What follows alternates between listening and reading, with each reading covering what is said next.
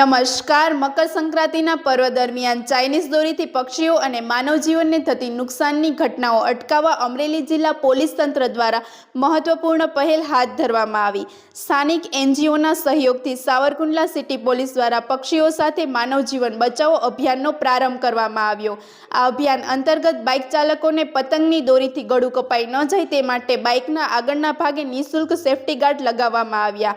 Savarkundla city police સાથે Amreli SOG team પણ દિવસભર ખડે પગે રહી કામગીરીમાં જોડાઈ હતી। આ પહેલને બાઇક ચાલકો દ્વારા પણ આવકાર મળ્યો હતો।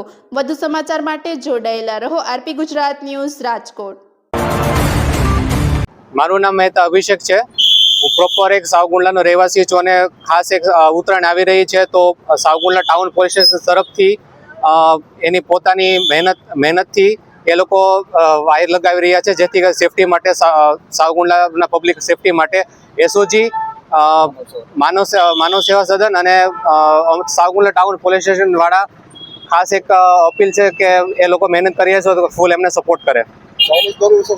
ચાઇનીઝ દોરી ખાસ એક સૂચના છે કે ચાઇનીઝ દોરી યુઝ ના કરો કારણ કે એમના ફૂલ ગળા કટ થઈ જાય છે, લોકોના જીવ જોખમ માટે છે તો એને ચાઇનીઝ દોરીનો ઉપયોગ ના કરો, એ ખાસ સૂચના છે બધા માટે।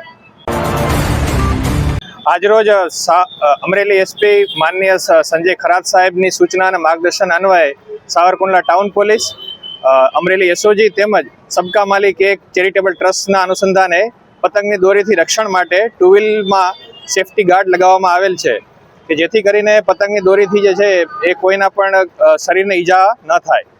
તો આ અનુસંધાને હું સાવરકુંડલાની જનતાને પણ અપીલ કરું છું કે તેઓ પણ આવા સેફટી ગાર્ડ લગાવે તેમજ પ્રતિબંધિત ચાઇનીઝ દોરીના ઉપયોગથી દૂર રહે તેવી સૌ જનતાને અપીલ છે। આભાર।